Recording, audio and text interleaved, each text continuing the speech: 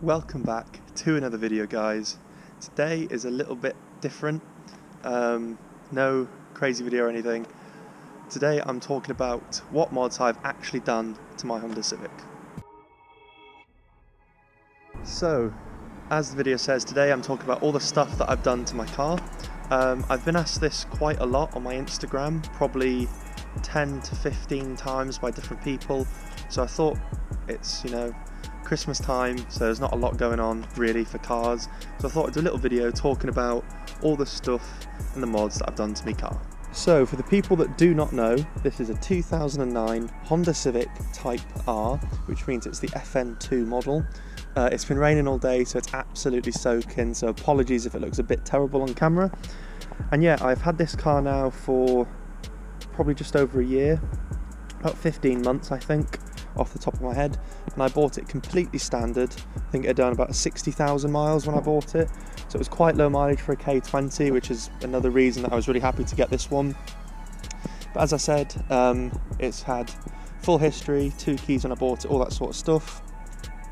And yeah, it had done very little miles and was completely standard, so every single thing that's been done to this car, it's had done to it while I've owned it, so it's been a complete joy being able to do everything to the car. And so what I'll do in this video is just a brief chat over what I've done with the car. So although there is a lot of stuff I still want to do to the car, I have to keep a list of stuff I've done on my phone, because sometimes I forget the odd thing here and there. I'm sure anyone that modifies cars will know the same. So yeah, I'm going to run through what I've done from the front of the car to the back, both exterior and interior wise, and obviously mechanical things as well. So to begin with, I'm going to talk about all the external mods, so all the bodywork, the alloys, all that sort of stuff that I've done to the car. So we'll work at the front, we'll start the front. So to begin with, obvious thing, the black bonnet. So this is a carbon fibre, genuine carbon fibre, vented Teguar bonnet. Got it a little while ago now, makes a huge difference to the car, and yes, that is an actual vent, so you can fit your hand in there and stuff like that. Next thing working down is the grille. So this is a Feels grille. As you can see, there's no Honda badge and there's no Type R badge, but that's a Feels grille. Now I believe, from what I've been told, that it is the only one in the UK, so one of one in the UK, which is mad. If I am wrong, again, I apologise, I'm only going off what I've been told.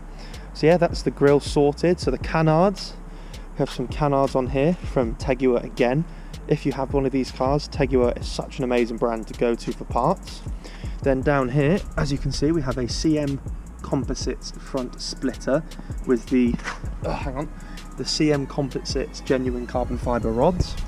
Again, big thing, looks really nice, I think, very aggressive, and it seems to be really sturdy, although I haven't had it on very long.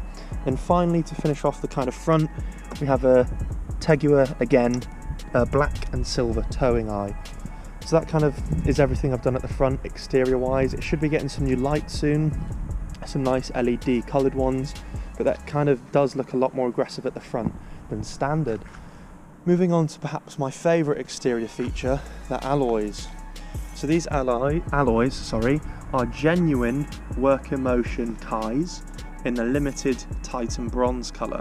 Now you can't see it very well, but the bronze has a very strong flake. I don't know if you'll be able to see there. It says made in Japan, which is what we love to see. So these alloys are genuine Work Emotions. These centre caps, as you can see, are a bit naff because I'm having some custom ones done. I just need to decide what I want on them. But they have genuinely changed the look of this car completely. You have to order them from Japan. They get custom cut to fit your vehicle. Absolutely worth the extra money in my opinion. I think they look so much better and they completely change the look of the car. So again, we have the sun strip. I'm not going to talk about stickers in this one because, let's be honest, stickers are not a mod. Next thing is the classic JDM big gay wing. This is a Mugen rear wing. It's not genuine Mugen because they are crazy expensive, but I've had this on now for quite a while and it's really cool. I've left these on, I don't know if you can see these, because you can adjust the angle of the wing if you want. I've just left it like that, but that's really cool. Again, one of those mods where it makes such a difference to how these cars look. Working down, we have the Mugen rear bumper. This is a genuine, I'm not sure if it's genuine, I'm not 100% sure actually. I can't remember, but yeah, again, this makes such a difference to the car. I think it looks really cool. And then lastly, the JDM as fuck thing. We've got a massive toe-in, rear toe-in eye for some reason, just because, you know, you got to if you're part of the JDM crew. And that's pretty much it actually for exterior mods. There's a lot of other things I want to do, so I want to change the door handles, the wing mirrors, add some side skirts, little things like that. But yeah, I'm sure you can appreciate it looks dramatically different than the standard one. The next thing, which I suppose is both in an interior and exterior mod, it's on lowering springs. So it's on Tyne lowering springs. If my memory serves, it's 18 millimeters at the front and 24 millimeters at the back. Again, big thing for me to put them on. I think it's really made the car look a bit more aggressive. And I think it's just awesome to say that you've got springs on your car, because it's, you know, a big thing. You don't want to be riding at stock height, do you know what I mean? You don't want a massive gap in between here. I can just fit my hand in. So yeah, that's pretty much exterior done really. It's not a massive amount of things, but the things that have been done have made a tremendous difference to the car, in my opinion. So we are now inside the car. There's a couple of changes that have gone on here. Again, I'm not going to include silly things like stickers and stuff, because they're not really a mod. And as you can see, you've got my fire extinguisher down there. Classic Honda fashion, in case the car sets on fire. So the small amount of changes that have been done in here. So a big thing, we have a weighted gear knob.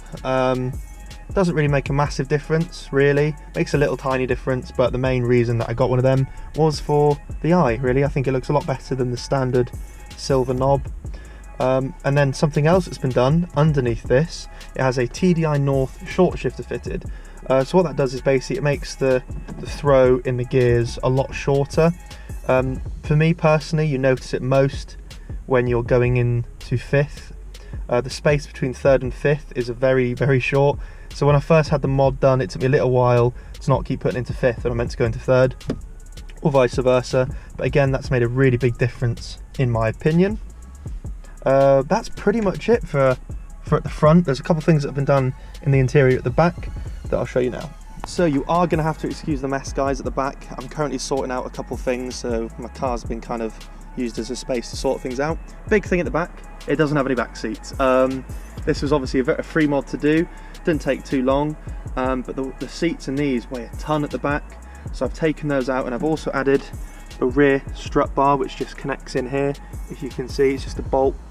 So that's kind of the big thing at the back, really. It's only a two-seater car now with the rear strut bar. And in terms of actually inside the car, that's all that's really been done. I haven't added any bucket seats, or sorry, like aftermarket bucket seats, really, because I'm not 100% sure what I want to do with it yet. But yeah, that's pretty much it, really. So now on to the most important part, in my opinion, of any modified car, the mechanical mods. So this is where the magic happens. So the mechanical mods, what have I actually done to my Type R for it to shoot those flames, for it to sound absolutely asboey?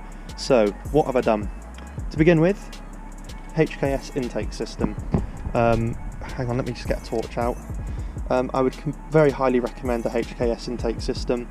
Really, really good. Haven't had a single issue with it. It's kind of a go-to for these cars. Again, excuse my engine bay. I need to do a full, like, proper clean of the engine bay. What else have we done in the engine bay? We have a different ECU which goes in just here. That is a Marlin Tech.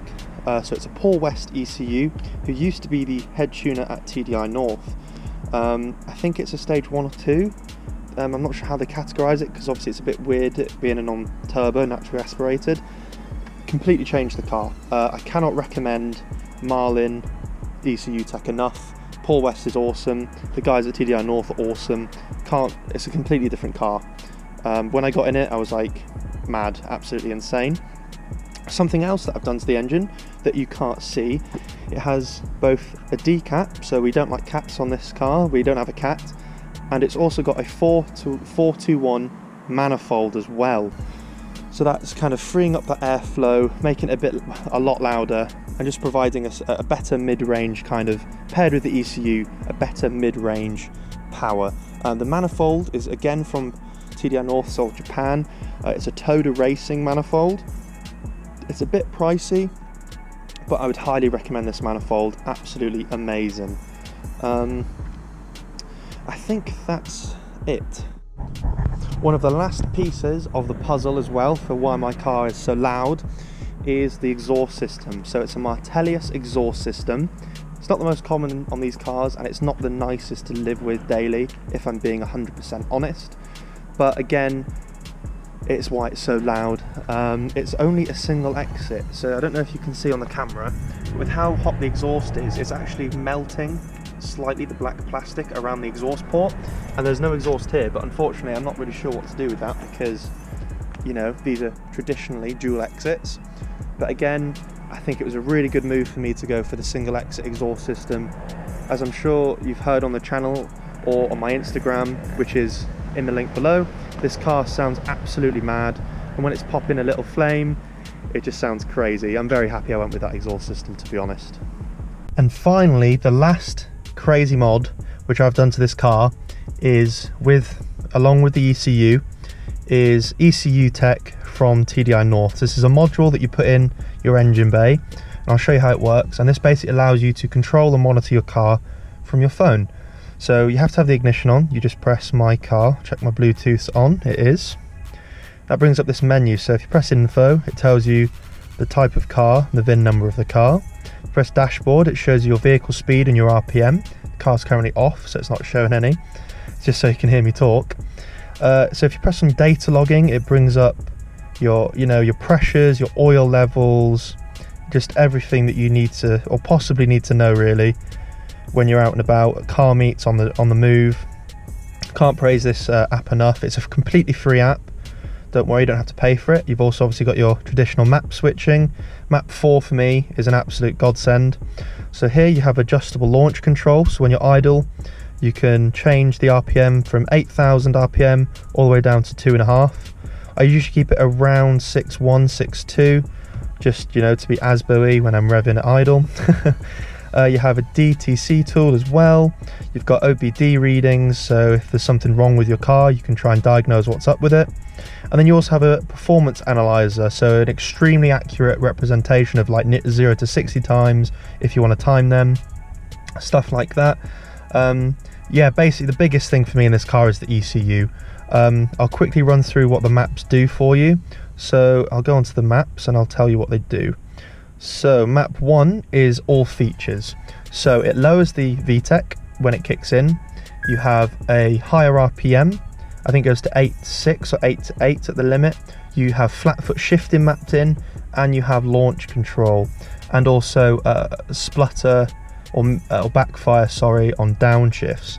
Map 2 is everything that map 1 has, plus pops and bangs, and it can be really crazy when the exhaust is hot. Number 3 is valet mode. So basically that limits the car to 30 miles an hour. So if you're leaving it with someone and you don't want them to, you know, potentially rag it around.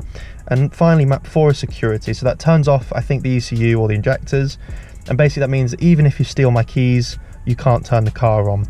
And you can flick through all of these with the car on you know, just ignition or driving. It's really an amazing app, and I cannot recommend this system from TDI North enough.